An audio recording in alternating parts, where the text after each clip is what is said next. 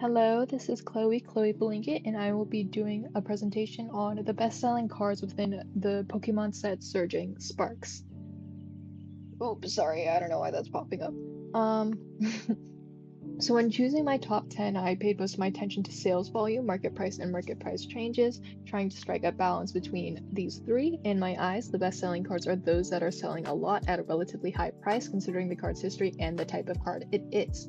I looked at the top 15 popular on price charting, and then the top 15 best-selling on TCG player related to the set, and then I took all the cards from the ones collected and ranked them all based on price point, price change, and sales volume individually. Price point was the average between the ungraded price on price charting and the market price on TCG player. Price change was determined by the graph on TCG player, and sales volume was determined by me by looking at the graph on TCG player and looking at recent eBay sales. From there, I then calculated the final ranking using a point system based on their placements. So first place would get the most points, last place would either get 1 point or 0 points, depending on my judgment. Like if a card just isn't selling at all, I didn't feel comfortable giving it a point, so I just give it 0 points. And from their points, I calculated the final ranking by combining them, basically. From this point on, each slide will contain an explanation of why I believe it is within the top 10, and I will also have a few honorary mentions at the end that I include. These are just cards that catch my eye for some reason, and I feel like it should include for one reason or another. And yeah, let's start. So this set is going to be interesting because, as you can see, our top best-selling card is not a full art. When it comes to Pokemon, basically almost all of the time, your best-selling cards are all full art cards. In this case, we don't have a full art card as our first card. This is an ace spec rare, which indicates not just a rare card, but specifically a very powerful playable card in terms of the TCG. And so it has an equivalent rarity to illustration rares, which are full arts, but it isn't a full art, as you can see just from the way that the artwork is showcased. And so that means that this has a big factor of playability into why it's one of the top bestsellers. It's a meta-defining trainer card, which is universally playable and accelerates setup, and therefore it's just a really good card for competitive play. And in addition to that, it also has an alternate version, which let me see if I can pull it up. But essentially this card has an alternate version that can only be found in prize packs, and prize packs are packs given out exclusively. Here it actually doesn't have a picture of it, but as you can see here, it's the Precious Trolley card, and it comes in prize packs series, prize pack series, and these are packs that you can specifically only get when you attend TCG tournaments. So because of that, they can only be bought from players of the TCG, and therefore are rare to collectors and scalpers who don't want to play the game or just don't understand the game. And so not only does this affirm competitive play, but it also increases the demand for this card for players. So because it affirms competitive play, it affirms the playability of this card for players, making it more desirable by players. And then also collectability, because there's another version of this card. The collectors will want to own all versions of the card, and so collectors will buy this card simply because there is a rare, more popular version, even if it isn't in the set. I'm just going to note this really quickly. This is very interesting because in top 10 bestsellers for Pokemon especially, because the market is so dominated by collectors and scalpers, it is so rare to have a card that is known for its playability up in the top 10, like anywhere in the top 10, even in the bottom top 10. Of all the top 10, you usually won't see playability as a factor. But in this case it is, and I just found that super interesting. Our second place is back to the full arts, Alolan Dugtrio 208. I should have said the first one's name, but it was the Precious Trolley. And this is a full art, or it's an illustration rare, which are always sought out by collectors, regardless of Pokemon or artwork, just because they are the rarer quote-unquote cards. In terms of Pokemon popularity, Alolan Dugtrio is popular because it's funny looking. And so because of that, it has long-standing joke appeal, in that because it's funny looking, and it will always be funny looking, it'll always be a funny Pokemon, and so therefore it is always going to be pretty well known among the fandom. Also, just in terms of artwork, this is a simple but vibrant art style, and the center focus positioning makes this card appealing to collectors. I'm gonna say that a lot. If you don't know what that means, it literally just means the Pokemon is in the center, and so it makes it appealing to collectors because it is very easily displayable. It's like one of those cards that you can like put in a sleeve and put in the front of your binder, and people will look at it and be like, oh, I know exactly what that card is. And that's basically what I mean by a center focus positioning being very appealing to collectors. Our third place card is Slakoth 212. This is another full art, so obviously it's going to be within the top 10. And then in terms of Pokemon popularity, Slakoth is not a Pokemon that you'd think is popular. Slacking, which is its evolution, is more what people think. But Slakoth is actually more popular than a lot of people would think, and is often an underrated Pokemon card. It's an overall beloved Pokemon, and as the pre-evolution to Slacking, like I said, a very powerful Pokemon in video game competitive play specifically. Or Pokemon VGC is more what it's called, but similar to how the Pokemon TCG has game tournaments based off of the rules of the card game, the Pokemon video game also has tournaments based off of the rules and the battle mechanics within the video game. So Slacking has been a quite powerful Pokemon in the video game competitions, or Pokemon VGC, and so that also boosts its popularity and therefore Slakoth's. This is also just a fun card. I didn't mention it here, but full arts that play with scaling, that play with like the size of the Pokemon and have like interesting perspective dynamics in terms of size, tend to do really well. This is also just a cute, cozy art style with unique framing. And that is personality heavy as well. That is personality heavy as well. So that just makes it popular among fans of the franchise. Our fourth rank, I pressed the wrong button. Our fourth rank, Pikachu EX057. This is another non-full art. This card specifically is a double rare, which sounds rare but isn't the rarest. The rarest would be considered a hyper rare, and then I want to say ultra rare is below that, but that like isn't considering the illustration rares. I don't know. It's kind of the ranking system's a little confusing. But the point is, not only is it not a full art, it's also not the rarest card. As to why it's up here, this is a Pikachu card. Pikachu is the mascot of Pokemon and arguably the most popular Pokemon within the fanbase and also outside of the fanbase. I feel like when you hear Pokemon, you think of Pikachu.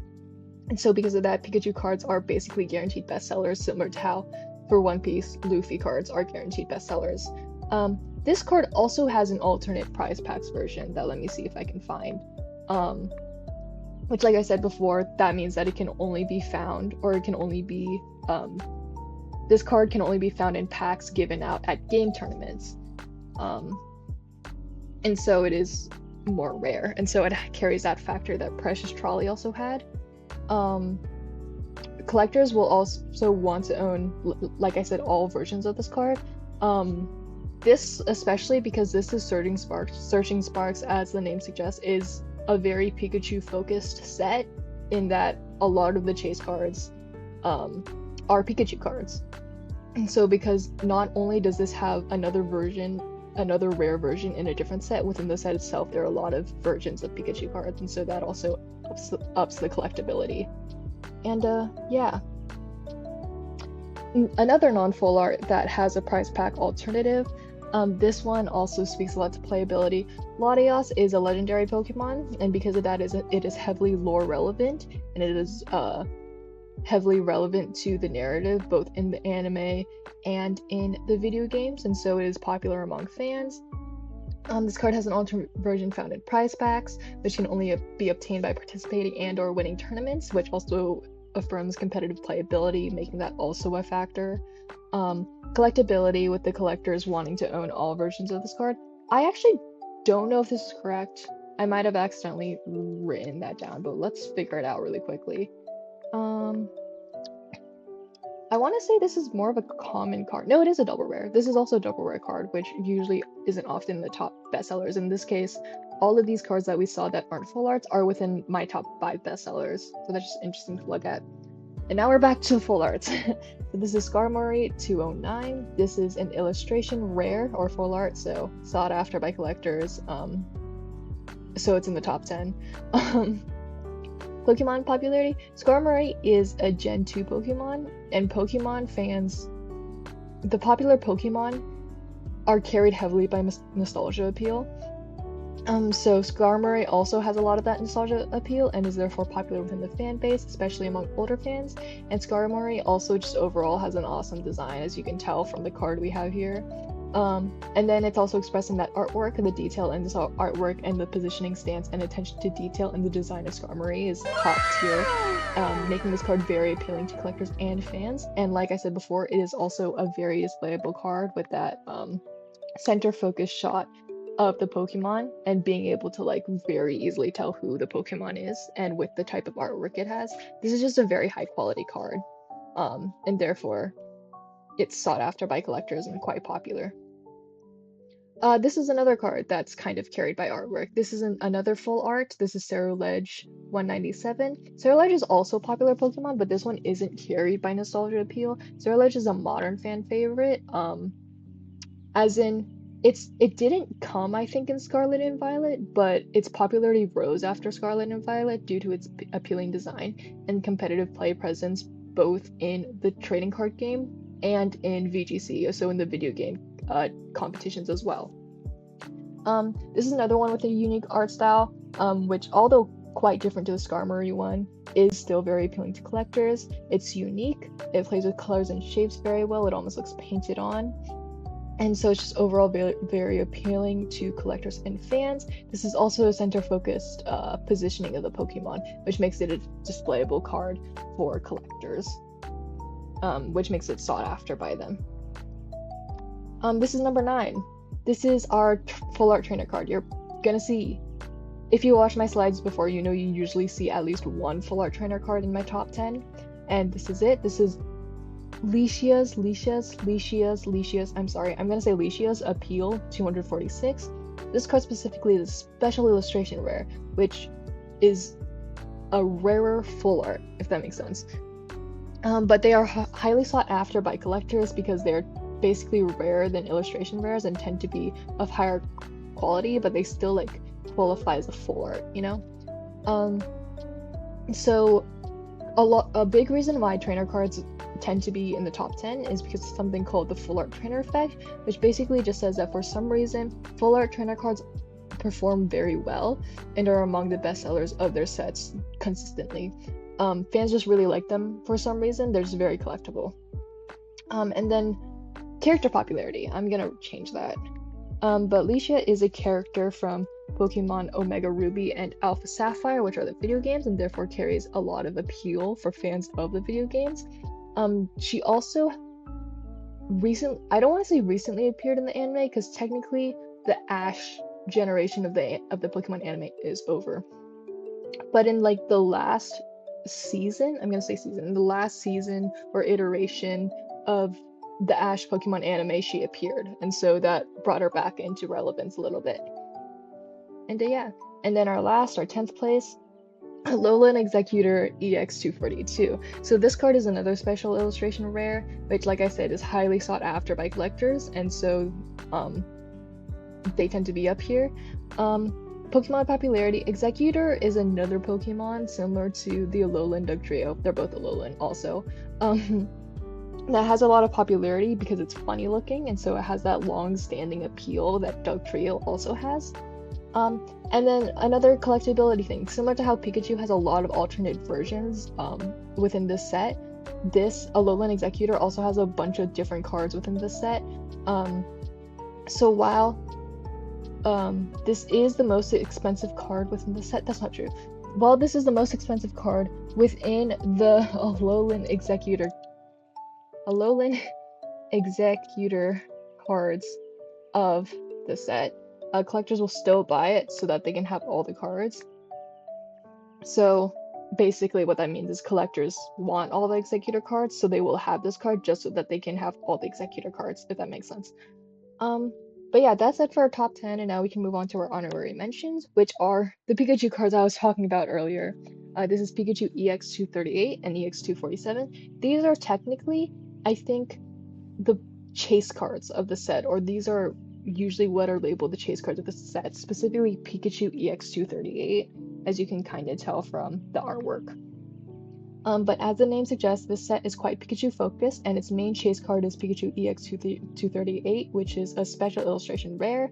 Pikachu EX247 is the alternate rare version of Pokemon EX219, which was, and this is the hyper rare. Just as a reminder, Pikachu EX219 is an ultra rare. So Pikachu EX219 is the least rare version of the card. I did go over this card, right? For some reason I feel like I didn't. I'm just going to go over it just in case I didn't, because for some reason I feel like I didn't. This is rank 1, 2, 3, 4, 5, 6. This is rank 6, Pikachu EX219. This card is an ultra rare, which is a relatively high rarity tier that attracts collectors. Pikachu, as I said before, mascot of Pokemon, arguably the most popular Pokemon, and so therefore it's always a guaranteed bestseller.